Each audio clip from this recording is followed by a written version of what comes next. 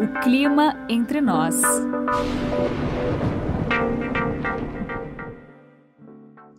Verão 2021, vem Zacas aí, faltando um mês, né, para começar o verão 2020-2021. O solstício do verão será no dia 21 de dezembro, às 7h02, pelo horário de Brasília.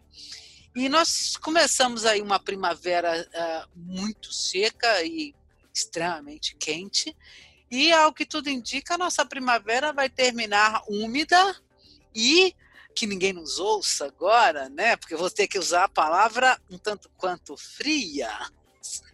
Alguns eventos de frio que, olha, caros ouvintes, eu vou inclusive revelar uma coisa para vocês aqui. Eu estou gravando esse podcast hoje com a Patrícia Madeira, minha colega, e assim, é sabido entre os meus colegas que eu sou friorenta, entendeu? E eu sou mesmo, eu não nego isso. Agora, eu estou assim com uma blusa de lã gravando, nós estamos, né, certo? O que é um exagero, né, avançando, não, nós já estamos avançando na segunda quinzena. Eu não estou de blusa de lã. Pois é, mas a coisa aqui pegou, né? Bom, vale explicar que a gente está em São Paulo, né, Ju? Exato, em São Paulo, os episódios dessas quedas de temperatura muito acentuadas realmente estão chamando a atenção. Agora, em novembro, depois dos recordes históricos de calor que a gente bateu em outubro, né? Já não foi a primeira vez, nessa primavera nós tivemos aí alguns eventos de geada. Tudo bem que é geada de alta de serra no sul do Brasil, mas representam temperaturas realmente baixas a ponto de você ter geada. Agora a gente vê, começando a ver esses grandes corredores de umidade, né, da chuva no centro-oeste se ligando aí com o sudeste, a chuva chegando à Bahia, né? Então, eu estou aqui com a Patrícia Madeira, que nós vamos falar um pouquinho, dar uma prévia mesmo, assim, né? Do que nos espera para o nosso verão 2020-2021. É um verão com laninha, certo, Patrícia? Eu queria, então, que você falasse para a gente, assim, os aspectos gerais que você destacaria, né, que vão influenciar o padrão de chuva e de temperatura no Brasil no verão 2020-2021. Bom, Jô, como você falou, né, a gente está sob influência de laninha. Essa laninha, nesse momento, tem forte intensidade, né? O que é a laninha? É uma anomalia de temperatura superficial do oceano, ali no Pacífico Equatorial. Lá no meio do Oceano Pacífico, perto da linha do Equador, a temperatura está mais baixa do que o normal. Isso tem efeitos em todo o planeta, inclusive aqui no Brasil. Normalmente, Jô, o que a gente vê em anos de laninha é a dificuldade de chuva no sul do Brasil e o aumento da chuva durante os meses de verão na parte norte do nordeste e do norte do Brasil. Essa laninha, embora ela tenha forte intensidade, ela tende a começar... Bom, embora não, ela tem forte intensidade agora e tende a começar a enfraquecer já a partir de meados de dezembro. Lá no final de dezembro, em janeiro, ela já vai estar com moderada intensidade e ela tende a terminar lá para o mês de abril. Normal, esse é o ciclo normal de uma laninha. Mas não é só isso que fala sobre o tempo no Brasil, né? Quando a gente fala de previsão climática, pensando na previsão para os próximos meses, os oceanos são super importantes, por isso eu falo de laninha, mas o Atlântico é tão importante quanto, e a parte sul ali, a costa do Chile, também é super importante. E o que a gente está observando agora é um aquecimento do Oceano Atlântico, deu uma diminuída nesse mês, de meados de outubro até agora, porque a gente tem tido a formação de muita nebulosidade sobre o oceano, isso faz com que a temperatura superficial diminua um pouco, mas a tendência é de aquecimento. E com isso, mesmo estando em laninha, tem uma previsão de uma melhora da chuva no sul. A gente tem visto, desde o começo do ano, quando a gente estava em El Niño, o sul tem sofrido com a irregularidade da chuva. Então, já no mês de dezembro, janeiro, ainda com muita instabilidade, ou muita irregularidade, mas a tendência é de uma melhora da chuva no sul. Você falou dos corredores de umidade, né? A gente está vendo isso em novembro, tem a previsão de formação de mais um corredor de umidade. E, aliás, o nosso assunto do podcast é sobre Zacas, né? Eu posso falar de corredores de umidade, mas não vejo formação de zacas até fevereiro, nem nas áreas tradicionais, de uma forma geral, não vejo formação de zacas. Uma situação muito diferente do verão anterior. Né? No verão anterior a gente teve várias zacas. E agora corredores de umidade se formam, mas zacas que tem uma série de premissas, eu não vejo essa formação. E quando a gente tem zacas, o que a gente tem é uma permanência da chuva, né? Ela não deve se formar com frequência no próximo verão, não, Ju. Você sabe, Patrícia, que eu justamente joguei essa história das zacas porque exatamente nessa semana a equipe de operação, a gente que faz a previsão mesmo, né? Dos assuntos que rolou internamente foi justamente as configurações que a gente estava vendo, sabe, de Vecano Nordeste, uma alta da Bolívia querendo se organizar, e aí imediatamente internamente no nosso grupo, falei, e aí, pessoal, sabe, será que vai rolar alguma coisa de zacas, né? Então vamos ver como é que vai ficar. Houve uma discussão, mas claro, tem uma série de premissas e uma das coisas bastante importantes é a persistência dessa situação, né? Então, embora a gente tenha visto, nós acabamos optando mesmo por não falar no nome zacas mesmo, né? Mas assim, no verão passado nós tivemos não só essas convergências, né, esses corredores, essa combinação de circulação de ventos que realmente favoreceu vários corredores, vários acúmulos de instabilidade entre o norte, o centro-oeste e o sudeste do Brasil, mas as zacas em si mesmo também a gente teve, né? E o que a gente viu também em 2019 e 2020 é que os eixos, as áreas principais, os eixos de vários desses corredores caíram em cima de Minas Gerais, em cima do Espírito Santo, na parte mais ao norte do Rio de Janeiro e particularmente em cima da Grande Belo Horizonte. Belo Horizonte, acho que é o exemplo, né, de extremo que a gente teve em 2020 em relação à chuva. Porque, olha, na conta de BH, considerando a estação meteorológica convencional, que é lá no bairro de Santo Agostinho, na parte centro-sul, ela é bem central ali, né, na região de Belo Horizonte, a conta, segundo os dados do Instituto Nacional de Meteorologia, estava em 2.037 milímetros, por aí. Isso até considerando aí até o dia 19 de novembro de 2020. Então, claro, a chuva de janeiro, fevereiro e março deu a média. A média de BH é de 1.600 milímetros, então já deu a média. Né? Então, a gente viu vários desses eventos, né, dessas convergências, né, e claro, também algumas zacas. Né?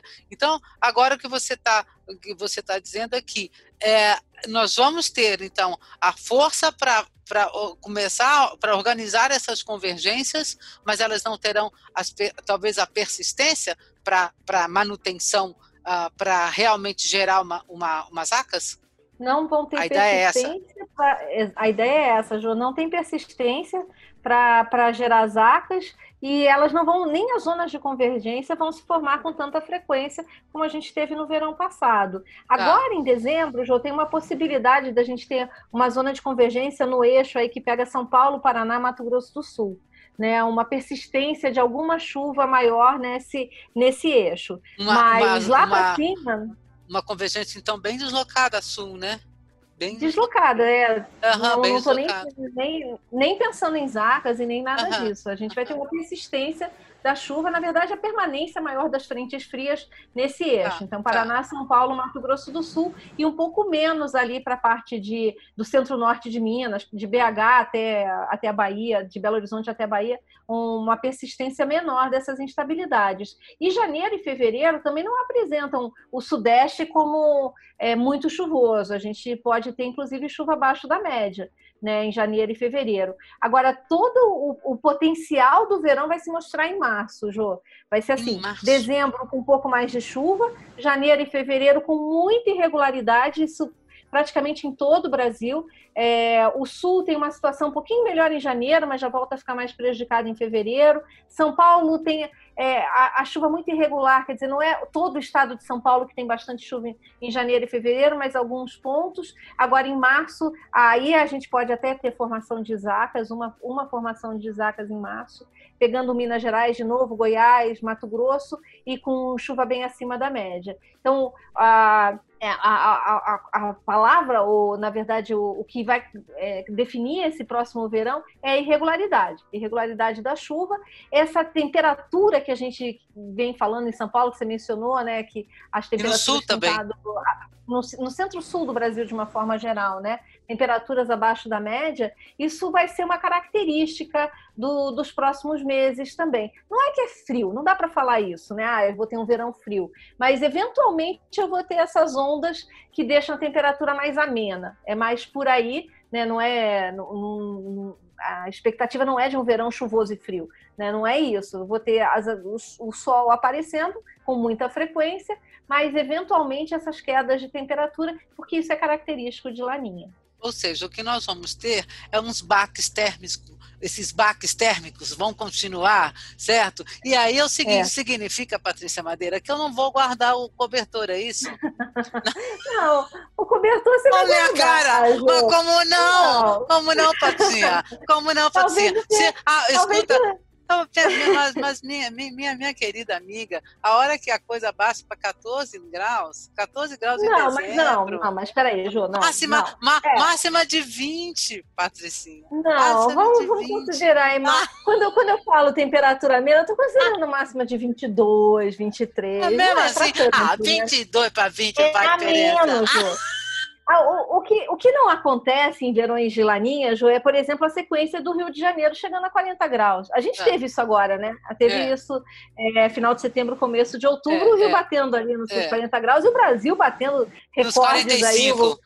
Nos 45, coisa que eu preciso te dizer, que na minha carreira eu não me lembro de ter visto com tanta frequência 44 graus. Eu vou olhar aqueles 44 graus e falar, meu Deus, Mato Grosso do Sul, interior de São Paulo, né? Mas e essa sequência que não vai ter lá no mês de janeiro e fevereiro no Rio de Janeiro, por exemplo. É disso que eu estou falando. Não é o frio de 14 graus em São Paulo, mas não é o calor de 40 graus no sim, quer dizer, ou seja, a gente tem eventualmente, especialmente no sul e centro-sul, esses eventos esses baques térmicos a gente ainda vai poder sentir, né? Porque, ou seja, tem bolhas polares de ar frio de origem polar que vão passar por aqui mesmo, algumas noites realmente, claro que não é uma persistência, mas é que muita gente pensa assim, bom, é verão, então acabou, eu não vou sentir nunca nada, nem um fresquinho. Não, em alguns lugares do país realmente vai sentir esse fresquinho, né? Então vai ter, né, algumas manchetes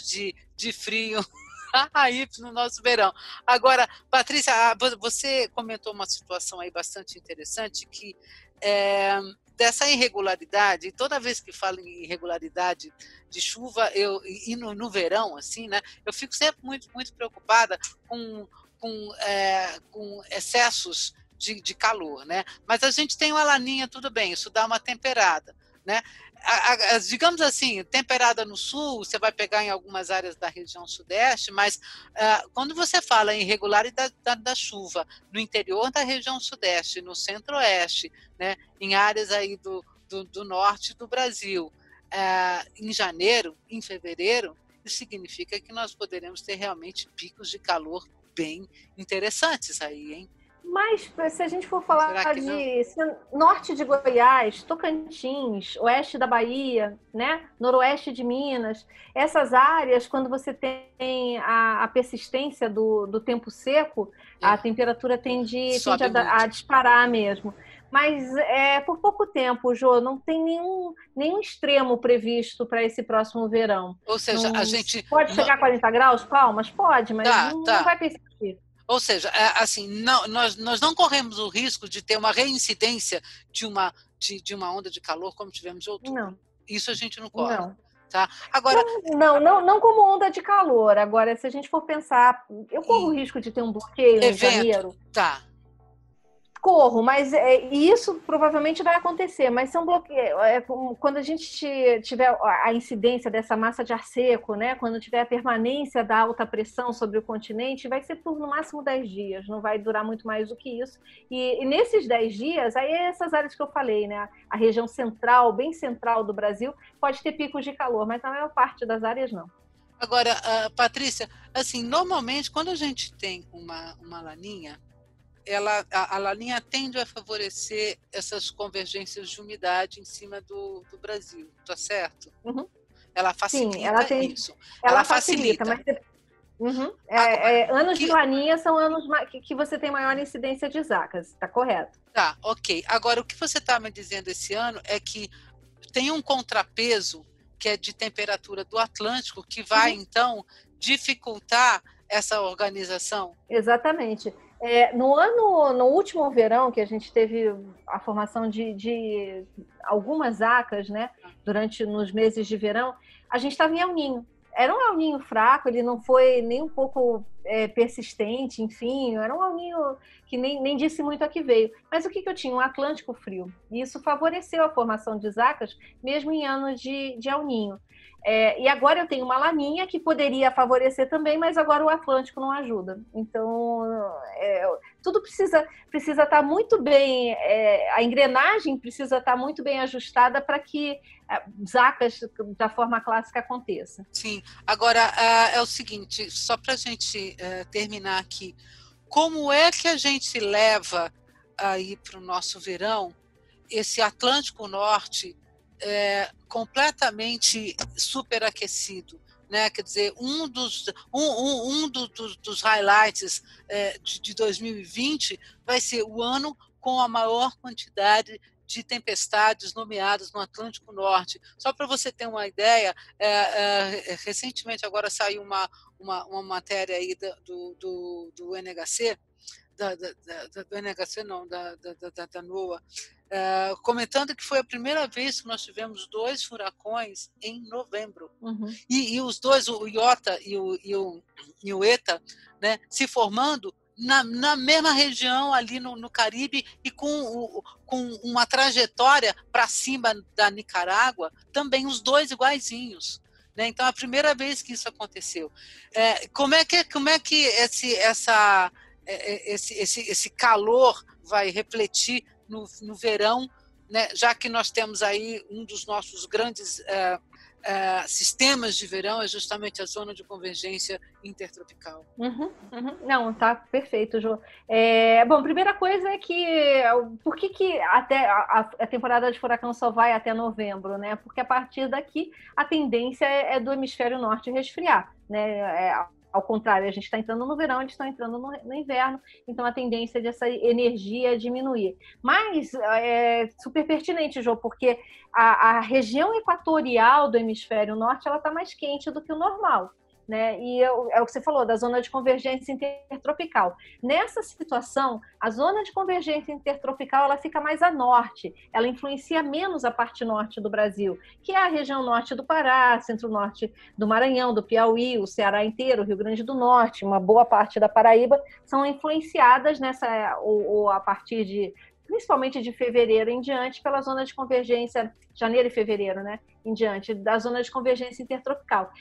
O nome disso é dipolo, né? Essa diferença de temperatura entre o Atlântico Norte e o Atlântico Sul é um fenômeno chamado dipolo, e a tendência é que a gente tenha o dipolo positivo, ou seja, a zona de convergência intertropical mais a norte, porque as águas mais quentes vão estar mais a norte. Então, no último período úmido dessa região, né, da parte norte e do nordeste, a zona de convergência intertropical esteve mais a sul do que o normal, que foi um desastre para a geração eólica.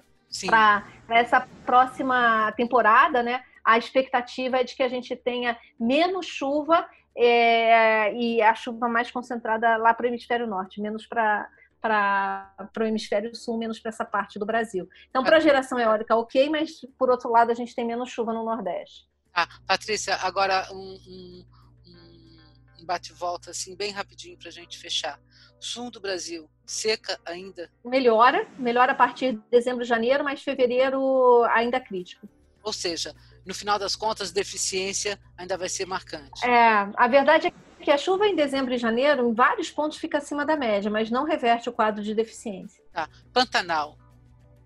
Verão no Pantanal. Tem suas chuvas. O Pantanal está ok, principalmente dezembro, janeiro, fevereiro, Pantanal ok. Não, o mês de janeiro pode ser de irregularidade ali na região do Pantanal, mas já é época de chuva, então dificilmente não tem como voltar o quadro das queimadas, né? Não vai ser o Rio Paraguai caiu muito, né? Ele está muito abaixo da média.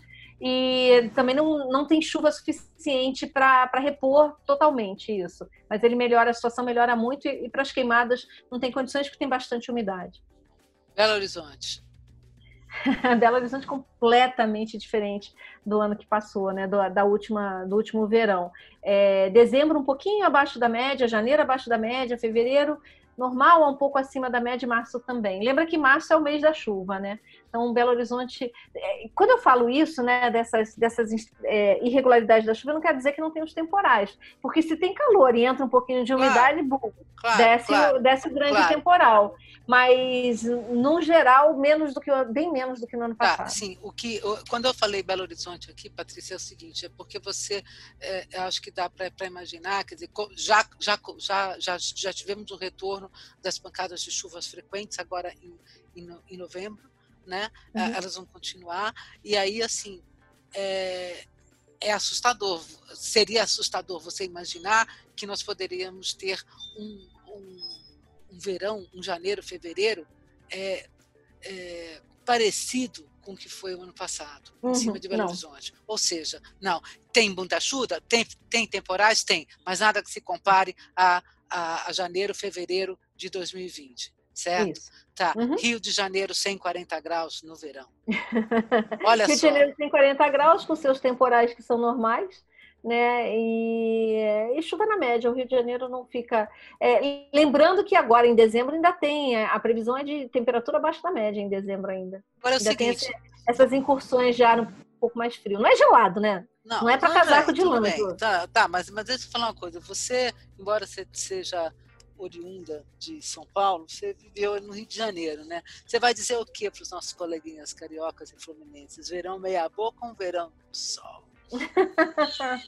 Olha, um dezembro meia boca, um janeiro bem aproveitável, fevereiro e março bem meia boca também. São as águas de março fechando o verão. É isso que vai rolar? É isso que vai rolar. Então, tá bom. Então, ok. Centro-sul do Brasil inteirinho. Tá. Então, ok. Patrícia, eu agradeço muito de novo, viu, a sua disponibilidade. A nossa ideia aqui, pessoal, era realmente assim, dar uma prévia, né, do que vem por aí. Não propriamente da previsão em si, a gente vai fazer isso depois aí, né, o detalhamento, mas só para a gente ter a ideia. Nós estamos terminando a primavera, tem um mês, daqui a um mês, né, será o solstício de verão, né, e aí Então, vocês tiveram aí um panorama das influências que se esperam para a chuva e temperatura no verão 2020-2021. Eu espero que você tenha tido uma escuta prazerosa e instrutiva. Você pode entrar em contato com o Clima Entre Nós através do e-mail podcast@climatempo.com.br. Muito obrigada pela sua escuta e sua paciência e até a próxima.